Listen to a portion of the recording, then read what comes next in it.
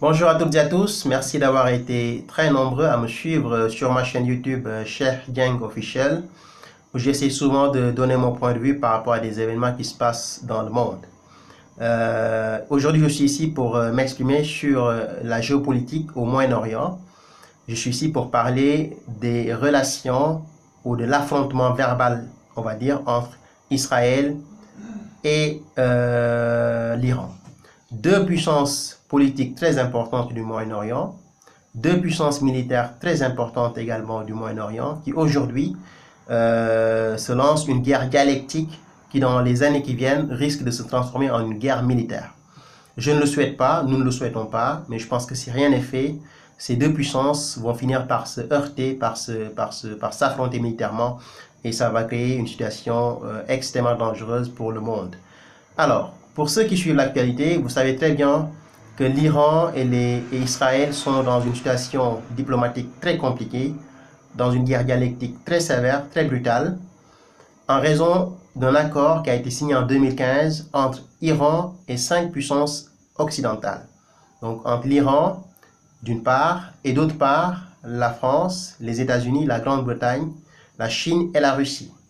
Donc l'Iran s'était engagé en 2015, après la signature de cet accord, de réduire son programme d'enrichissement nucléaire, et de l'autre côté, les Occidentaux avaient accepté que si jamais l'Iran réduit son programme d'enrichissement nucléaire, ou met fin à son programme d'enrichissement nucléaire, nous allons lever les embargos économiques qui sont en train aujourd'hui de paralyser fortement l'économie de Téhéran.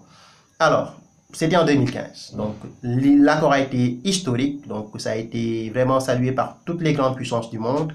La Russie, la France, les États-Unis, sous Obama à l'époque, avaient tous salué cet accord historique. Et en Israël, on n'était pas d'accord. Benjamin Netanyahu n'était pas content parce que pour lui, c'était vraiment une défaite de voir des Occidentaux qui négocient avec Israël, avec Iran, jusqu'à obtenir un accord qui, selon lui, est une menace pour Israël. Le soir de l'accord, il s'est exprimé dans la presse en disant « Ce qui a été réalisé hier à Genève n'est pas un accord historique, mais plutôt une erreur historique. » Donc je lis les phrases de Netanyahu. Il avait dit ceci. « Ce qui a été réalisé hier à Genève n'est pas un accord historique, mais plutôt une erreur historique. » Alors, Netanyahu a tenté de dissuader les Occidentaux en leur disant « Vous avez signé un accord avec l'ennemi numéro 1 d'Israël, qui est l'Iran. » Mais à l'époque, il ne pouvait pas faire peser son poids, il ne pouvait pas le faire parce qu'à l'époque, celui qui dirigeait les États-Unis était Barack Obama. Donc on savait tous que les liens entre Obama et Netanyahu n'étaient pas au beau fixe. Ce n'étaient pas des ennemis, mais ce n'étaient pas non plus des amis parce que Obama avait une approche, une façon de voir le Moyen-Orient qui n'était pas forcément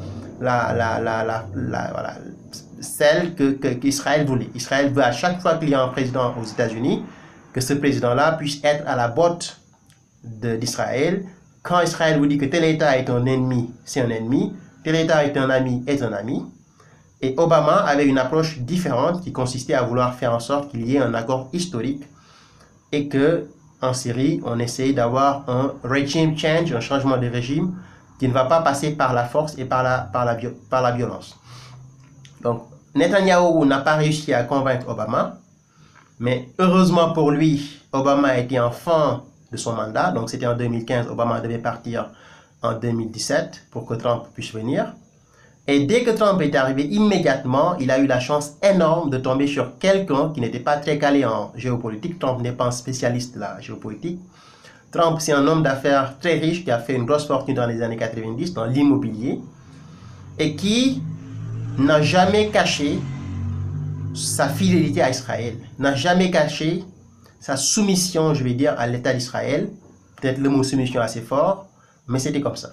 Donc quand Trump est arrivé au pouvoir, Benjamin Netanyahu s'est dit, écoute, j'ai une chance énorme parce que j'ai devant moi un président des États-Unis qui est l'allié numéro 1 d'Israël, qui est prêt à collaborer avec moi et qui est en train de tout faire aujourd'hui pour jeter à la poubelle cet accord qui a été signé entre l'Iran et les Occidentaux.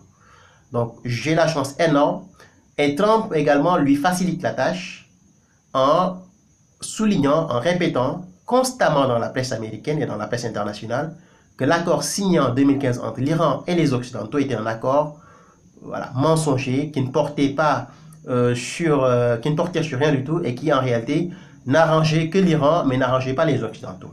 Donc depuis que Trump est arrivé, Netanyahou a eu la chance de trouver son larbin, ce qu'on appelle en anglais aux États-Unis de stooge, son larbin, quelqu'un qui pouvait appliquer ses desiderata, ses ordres. Alors, aujourd'hui la situation est très compliquée parce que Trump a décidé d'aller très loin dans cette affaire en disant que l'accord ne sert pas aux intérêts des Occidentaux. Donc Trump veut mettre fin à cet accord qu'il considère comme un accord assez dangereux, ou très dangereux même j'allais dire pour les États-Unis et pour l'Occident. Netanyahou se sent soulagé parce qu'il a le soutien de Trump pour aller prendre une décision extrêmement dangereuse. Et de l'autre côté, qu'est-ce qu'on a? On a Iran qui est très en colère et qui menace les États-Unis et l'Occident si jamais cet accord venait à être jeté dans la poubelle. Alors, aujourd'hui, les États-Unis ont fixé un ultimatum. On va dire, l'administration Trump a dit qu'il y a une date limite, ça sera la date du 12 mai, date à laquelle Trump lui-même va se prononcer sur cette situation, en disant s'il va maintenir l'accord ou s'il va le jeter dans la poubelle. La situation est assez compliquée. On a vu que Macron est parti aux États-Unis en avril, à la fin du mois d'avril, pour rencontrer Trump, pour renforcer, affermir les liens entre les États-Unis et la France, mais également pour parler du nucléaire, de l'accord nucléaire, parce qu'une sortie des États-Unis de cet accord mettrait le monde en danger. Et Macron est parti en train de négocier avec Trump, et lors de sa rencontre avec Trump, il s'est rendu compte qu'il y a de très fortes chances que le président américain quitte cet accord historique, et il a décidé, dans la foulée, il a proposé un nouvel accord qui sera beaucoup plus vaste et qui ne mettra pas en danger le monde. C'est ce qu'il a dit, c'est ce qu'a proposé Macron, mais pour l'instant, il y a une date du 12 mai qui est très importante pour la France, pour l'Allemagne, pour également Israël et toutes les puissances qui ont signé cet accord, la Russie, etc. Donc, il sera une date historique à laquelle on aura la décision de Trump sur cette affaire. Mais moi, je pense sérieusement que Trump va sortir de cet accord. Peut-être que je me trompe, mais vu la position de Trump sur cet accord, et sachant très bien que Trump est à la botte d'Israël, Trump ne dirige plus rien du tout, il est aujourd'hui obligé, pour maintenir son pouvoir, de s'agripper à un lobby juif extrêmement puissant aux États-Unis qu'on appelle AIPAC. AIPAC, c'est un lobby juif extrêmement important. Et Trump, vu qu'il est attaqué par l'État profond, la CIA, les FBI, ceux qui dirigent l'Amérique, je l'ai dit dans ma vidéo sur les attaques de la Syrie, que Trump est en pleine guerre contre ce qu'on appelle aux États-Unis le Deep State, l'État profond. Et il ne lui reste qu'Israël pour pouvoir s'en sortir, sachant qu'Israël a un poids extrêmement important dans la politique étrangère américaine. Israël a un poids extrêmement important dans la politique américaine. Donc Trump ne veut pas lâcher cette chance de se maintenir au pouvoir. Et si jamais Israël le lâche, il est fini. Donc, on a un président américain qui est prêt à tout faire pour faire plaisir à Netanyahou, au gouvernement israélien.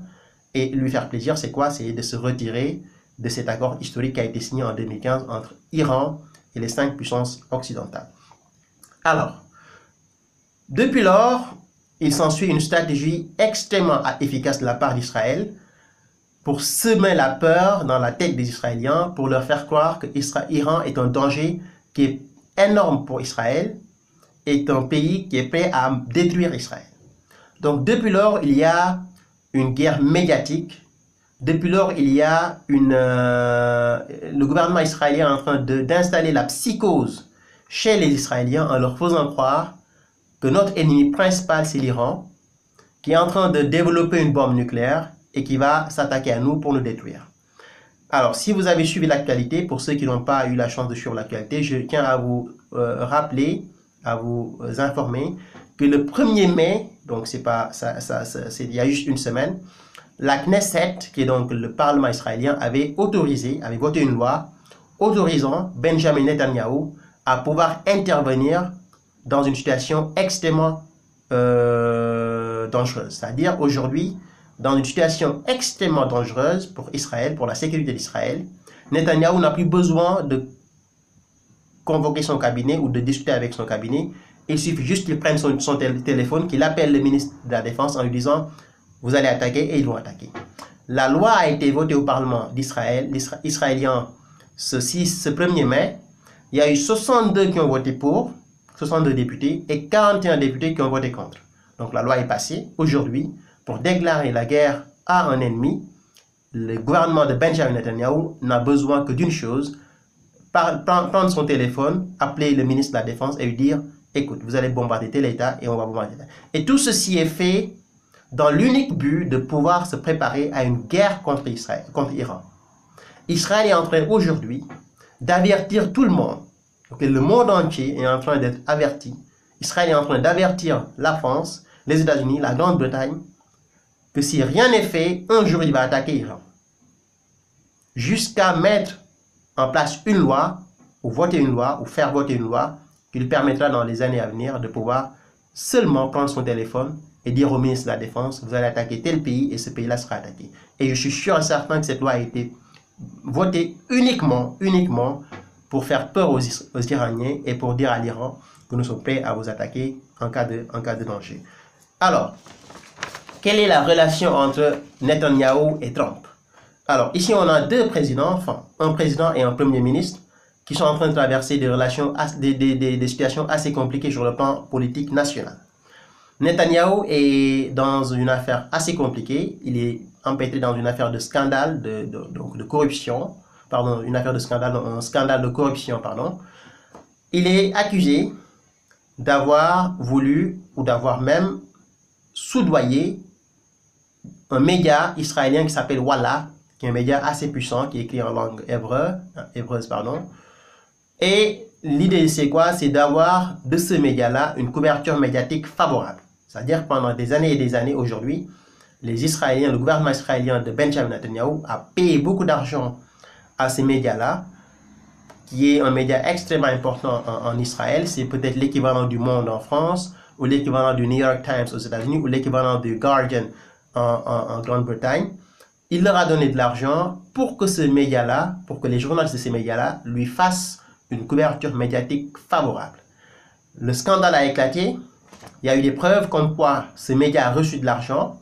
Donc politiquement, Benjamin Netanyahou est dans une situation extrêmement difficile, extrêmement compliquée. Et il n'a qu'une seule chance pour pouvoir résister et peut-être sortir par la petite porte. Parce que c'est sûr qu'il n'aura même pas le temps de faire ses valises. Parce qu'aujourd'hui, les Israéliens sont très en colère dans sa façon de diriger le pays. Le scandale de corruption qui secoue son gouvernement, mais également la question de l'immigration. Et aujourd'hui, il est en train de tout faire pour jouer sur la peur en faisant croire aux Israéliens que le danger, ce n'est pas la corruption. Le danger, ce n'est pas la couverture médiatique qui m'a été faite quand j'ai été mis Premier ministre. Le danger principal, c'est l'Iran, qui est un pays qui est à côté de nous et qui peut nous proposer des problèmes. Donc ça, c'est la situation de Netanyahou aujourd'hui, qui est dans une situation politique très compliquée, qui risque gros et qui a un avenir politique totalement, voilà, qui n'a plus d'avenir politique d'ailleurs. Il est entre la vie et la mort politiquement. Et je pense qu'il est même plus proche de la mort que de la vie. Parce que la situation est tellement compliquée pour lui. Il n'a plus de crédibilité. L'opposition lui tape dessus tous les jours. Il n'a plus de possibilité, il n'a plus de crédibilité. Aujourd'hui, il est obligé de s'agripper, de s'arracher ce dossier iranien pour pouvoir faire oublier les erreurs qu'il a commises dans son mandat. Et de l'autre côté, on a un gouvernement américain dirigé par un monsieur qui s'appelle Donald Trump, qui lui est dans une situation extrêmement difficile, très complexe, très compliquée, qui n'a jamais rien dirigé. Donc pour ceux qui ne connaissent pas la situation des États-Unis, qui n'ont pas eu la chance de suivre l'affaire, aujourd'hui Trump a complètement perdu le contrôle des États-Unis. Il ne dirige plus rien du tout. Trump est en guerre contre l'État profond, donc ceux qui dirigent l'Amérique. Trump est en guerre contre les médias américains qui sont extrêmement puissants, Washington Post, New York Times, etc., qui déforment ses propos, qui tirent ses propos de leur contexte. Je me demande même si l'expression shithole countries qui lui a été attribuée, donc les pays de merde, je me demande même si c'est lui qui l'a dit. Mais aujourd'hui, il y a une couverture médiatique qui est extrêmement défavorable à Trump. Trump est en guerre contre la CIA. Trump est en guerre contre le FBI. On a vu récemment James Comey, l'ancien patron du FBI qui a été viré par Trump. Il a sorti un livre dans lequel il s'est attaqué à Trump. Il y a une de ses interviews que moi j'ai regardé intégralement sur la BBC en anglais, où il disait que Trump prend du plaisir en mentant. Donc vous avez un ex-patron du FBI qui s'attaque virulemment à Trump. Ça c'est extrêmement dangereux, c'est des choses qu'on n'a jamais vues dans l'histoire des États-Unis, ou en tout cas qu'on voit très rarement. Aucun président américain n'a été aussi malmené que Trump. Aujourd'hui, son avocat, le bureau de son avocat est perquisitionné à Manhattan, le bureau de Michael Cohen. Récemment, j'ai lu dans la presse américaine, il y a quelques heures, en 24 heures ou 48 heures, que son avocat a avoué que Trump a changé lui-même son bilan médical pour dire qu'il était en forme. On n'a jamais vu ça. Et je me demande si c'est vrai ou pas, peut-être que c'est dans une logique de guerre et qu'on veut le faire tomber. Aujourd'hui, vous avez Giuliani, l'ancien maire de New York, qui a révélé que Trump avait payé de l'argent à une prostituée, avait payé à une prostituée pour obtenir ses faveurs, et le paiement a été fait via son avocat Michael Cohen. Et aujourd'hui, Trump lui-même a confirmé ce paiement, mais a fait savoir qu'il n'a jamais eu de relation avec cette actrice de pornographie. Donc Trump est en guerre contre tout ce qui représente l'Amérique, la société civile, les Noirs, les minorités, les Latinos, parce qu'aujourd'hui, il y a un programme qui a été mis en place par Trump qui consiste à déporter le plus de Latinos possible des États-Unis, qui est le Mexique, la diplomatie américaine. Trump est en guerre contre les services de renseignement, Trump est en guerre contre les services secrets, Trump est en guerre contre la justice américaine, Trump est en guerre contre les médias. Il ne dirige plus rien du tout. Son seule chance, c'est d'obtenir du lobby juif américain, AIPAC, un soutien. Donc, qu'est-ce qu'il doit faire? Il doit impérativement se soumettre à Israël pour obtenir ce soutien. Et de l'autre côté, vous avez un Netanyahou qui est complètement mort politiquement et qui tente de jouer sur la peur des Israéliens pour obtenir voilà, une reconnaissance de la part des Israéliens. Mais on a deux présidents, deux dirigeants, deux chefs de gouvernement, un premier ministre et un président de la République des États-Unis, totalement dans une situation extrêmement compliquée, extrêmement difficile, totalement abandonnés, totalement isolés par l'opinion publique et par les médias, et qui aujourd'hui sont en train de jouer leur survie. Alors, qu'est-ce qui va se passer si jamais l'Israël obtient ce qu'il a toujours souhaité, c'est-à-dire le retrait des États-Unis de l'accord nucléaire? Alors, sa volonté, c'est quoi? C'est de radicaliser la position d'Israël, parce que n'oubliez pas que l'Israël veut dominer le Moyen-Orient. Donc, on a vu que les pays du Moyen-Orient n'existent plus. Aujourd'hui, le Liban, c'est un pays qui n'existe plus. Je me rappelle, j'ai récemment regardé une interview qui a été menée par la personnalité libanaise qui s'appelle Hassan Nasrallah, donc le patron du Hezbollah libanais, qui disait qu'au Liban, il n'y a plus d'armée. C'est-à-dire le Liban n'a que des gens qui portent une tenue militaire, mais qui en réalité n'ont aucune formation militaire. Juste pour vous dire que le Liban n'a plus d'armée, c'est-à-dire le Liban, en raison des guerres qui ont eu lieu entre le Liban et Israël, a été fortement affaibli et n'existe plus politiquement ni militairement. On a vu Saad Hariri qui récemment est parti en Arabie Saoudite et qui a présenté sa démission en Arabie Saoudite parce qu'il a été sous la pression des Saoudiens. À Riyad, il présente sa démission, il dit que je ne suis plus le premier ministre du Liban. Et qu'est-ce qui se passe? Quelques jours plus tard, il revient au Liban en disant finalement, je n'avais pas démissionné de mon poste de premier ministre. On a une classe politique libanaise qui ne dirige absolument rien du tout. On a un pays qui s'appelle le Liban qui n'a plus de politique étrangère, qui n'existe plus, et qui est obligé aujourd'hui de jouer le jeu de l'Arabie Saoudite pour pouvoir exister. Aujourd'hui, vous avez l'Iran qui est extrêmement importante dans cette partie du monde, et vous avez des intérêts divergents. Israël veut la soumission de tous les États arabes qui sont à côté de lui, et le seul État qui lui pose des problèmes aujourd'hui, c'est la Syrie, parce que la Syrie a le soutien de l'Iran, la Syrie a également le soutien de la Russie de Poutine. Alors, ça pose un problème pour Israël qui n'arrive pas à mettre en place sa stratégie, qui n'arrive pas à dérouler sa stratégie, qui n'arrive pas à passer à l'acte, c'est-à-dire attaquer directement le gouvernement Bachar el-Assad et faire tomber Bachar el-Assad. pour transformer cette partie du monde en un bordel. Il n'y arrive pas parce que vous avez à côté l'Iran qui fait obstruction, qui lui dit, écoute, si jamais tu t'attaques à Bachar el-Assad, nous allons nous attaquer à vous. Vous avez de l'autre côté également la Russie qui fait pression pour que Israël n'arrive pas à déstabiliser carrément la Syrie de Bachar el-Assad. Et aujourd'hui, Israël est en colère contre tout ce qui a lien avec Israël, avec l'Iran et avec la Russie. Donc, l'Israël est en train de tout faire pour déstabiliser donc cette partie du monde. Et qu'est-ce qu'il faut faire? On n'arrive pas à attaquer directement Iran, parce que l'Iran est une puissance extrêmement importante sur le plan militaire. L'Iran, c'est pas n'importe quel pays. Et qu'est-ce qu'il faut faire? Il faut diaboliser l'Iran. Il faut faire en sorte que les Israéliens aient peur de l'Iran. Quand ils entendent le mot, ils commencent à trembler. Et à partir de ce moment-là, avertir l'opinion publique internationale que l'Iran est en train de s'attaquer, de préparer une attaque militaire contre notre pays et de pouvoir justifier une attaque militaire contre l'Iran. Alors, est-ce que ça va se passer comme ça? Je ne le pense pas et je ne le souhaite pas. Mais je pense que le jour où il y aura une attaque israélienne contre l'Iran, je pense que ça sera probablement le début d'une troisième guerre mondiale. Les deux puissances régionales que sont l'Iran et Israël se regardent en chien de faïence, sont prêts à tout. L'Iran n'a jamais caché sa volonté de détruire Israël. Israël joue sur la peur pour faire croire que l'Iran est un ennemi extrêmement dangereux qui va probablement l'attaquer dans les mois qui viennent.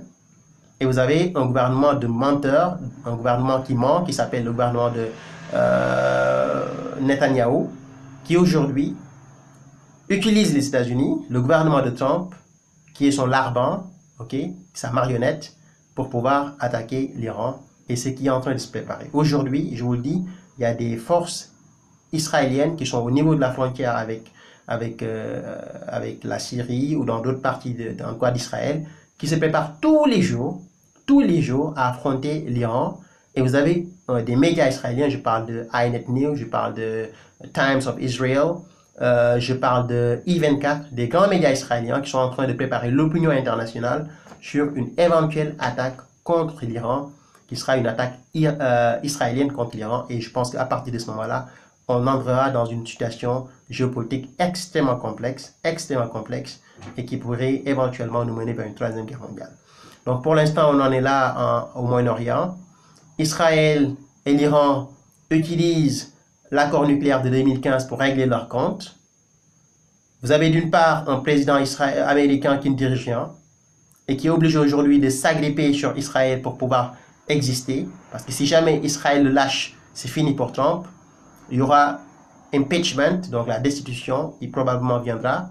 Vous avez un premier ministre israélien qui a cessé de diriger son pays depuis presque 4 ou 5 mois, qui est en guerre contre l'opposition, qui est en guerre contre la justice pour une affaire de corruption, qui est en train de ternir son image et d'affaiblir carrément son gouvernement. Et vous avez aujourd'hui des manœuvres qui sont en train d'être mises en place pour pouvoir justifier une attaque contre l'Iran. Et à mon avis, peut-être que je me trompe, si jamais cette attaque a lieu, je pense que nous allons assister à une guerre qui sera une guerre longue et qui malheureusement va entraîner toute cette partie du monde dans une guerre sans fin. Parce que quand vous parlez de l'Iran, vous allez parler de la Syrie. Quand vous parlez de la Syrie, vous allez parler de Hezbollah libanais qui est chiite également.